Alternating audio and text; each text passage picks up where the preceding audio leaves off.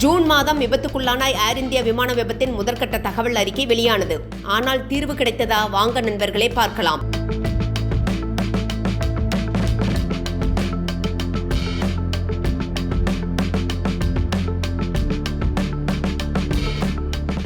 ஏர் India விமானம் 171 கடந்த June மாதம் 12ஆம் தேதி அகமதாபாத்தில் விபத்துக்குள்ளானது.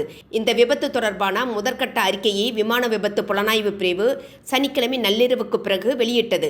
விமான விபத்துக்கான காரணத்தை அறிந்தால் இப்படியும் தவறுகள் நடக்குமா என்ற அதிர்ச்சியை ஏற்படுத்தும். புலனாய்வு அறிக்கையின்படி விமானம் புறப்பட்ட பின்னர் 2 என்ஜின்களிலும் எரிபொருள் துண்டிக்கப்பட்டதை ஒரு விமானி உணர்ந்துள்ளார்.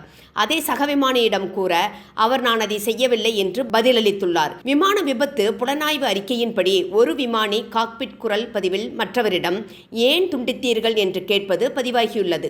மற்ற விமானி நான் அப்படி செய்யவில்லை என்று பதிலளிக்கிறார். 260 பேரை கொன்ற அந்த பேரழிவு நடந்து சரியாக ஒரு மாதத்திற்கு பிறகு 15 பக்க அறிக்கை வெளியாகியுள்ளது. இந்தியாவின் மிகவும் மோசமான விமான விபத்துகளில் ஒன்றாக இது கருதப்படுகிறது. ஒரே நேரத்தில் இரட்டை என்ஜின் செயலிழப்புக்கு என்ன காரணம் என்பது பற்றிய புதிய கேள்விகளை எழுப்புகிறது. என்ஜின்களுக்கு எரிபொருள் விநியோகத்தை ஒழுங்குபடுத்தும் எரிபொருள் துண்டிப்பு சுவிட்சுகள் ரன் நிலையில் இருந்து கட் ஆஃப் நிலைக்கு கிட்டத்தட்ட ஒரே நேரத்தில் ஒன்றன் பின் ஒன்றாக ஒரு நொடிக்கில் மாறியதாக அறிக்கை கூறுகிறது. 2 என்ஜின்களும் செயலிழக்கும் போது ராட் என்ற அமைப்பு மூலம் விமானத்தை அவசரமாக இயக்க முயற்சி நடந்துள்ளது. எரிபொருள் செல்லும் 2 வால்வுகளும் மீண்டும் செயல்பட தொடங்கினாலும் ஒரு என்ஜின் மட்டுமே ஓடத் தொடங்கியுள்ளது. ஆனாலும் விமானம் மேல் எழும்ப முடியாமல் சில நிமிடங்களில் தரையில் விழுந்து நொறுங்கியுள்ளது. அறிக்கையின்படி B787-8 விமானத்தின் தயாரிப்பாளர் அல்லது ஆபரேட்டர்கள் மீது விமான விபத்து புலனாய்வு பிரிவு எந்த நடவடிக்கையும் எடுக்க பரிந்துரைக்கவில்லை. GE-NX-1B இயந்திரத்தின் உற்பத்தியாளரான ஜெனரல் எலக்ட்ரிக் நிறுவனத்திற்கு எதிராகவும் எந்த நடவடிக்கைக்கு பரிந்துரைக்கப்படவில்லை. விபத்து நடந்த 4 நாட்களில் கருப்பு பெட்டி இடுபாடுகளிலிருந்து மீட்கப்பட்டது. விமானிகளின் உரையாடல்கள், எச்சரிக்கை அலாரங்கள் உட்பட காக்பிட்டிலிருந்து ஆடியோவை கருப்பு பெட்டி பதிவு செய்கிறது.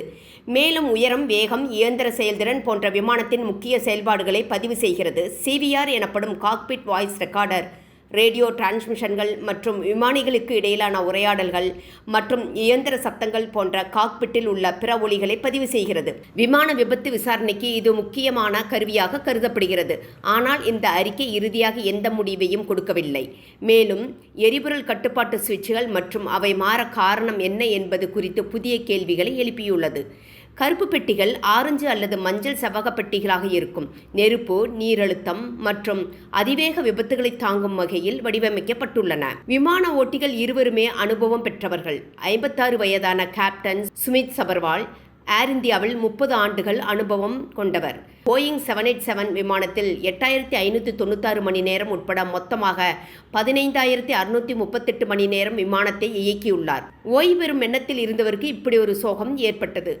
மற்றொரு விமானியான 32 வயதான கிளைவ் குந்தர் மொத்தம் 3403 மணி நேரம் விமானத்தை இயக்கியுள்ளார். ட்ரீம்லைனர் விமானத்தை 1128 மணி நேரம் இயக்கியுள்ளார். 2017ஆம் ஆண்டு ஏர் இந்தியாவில் சேர்ந்தார். அங்கேயே அவரது பயணமும் முடிந்துவிட்டது. சோகமானது. அவரது பள்ளிப்பருவ கனவும் நொறுங்கியது. இவர்கள் மட்டுமில்லை. ஜூன் 12ஆம் தேதி நடந்த இந்த விபத்தின் போது அகமதாபாத்தில் உள்ள PJ மருத்துவக் கல்லூரியின் குடியிருப்பு பகுதியில் உள்ள உணவு விடுதியில் மாணவர்கள் சுமார் 35 பேர் நகைச்சுவையாக பேசிக்கொண்டு உணவு அருந்திக் கொண்டு இருந்தனர். அப்போது உள்ளூர் நேரப்படி மதியம் 1:35 மணிக்கு விமானம் விழுந்து பயங்கர நெருப்புடன் எரிந்தது.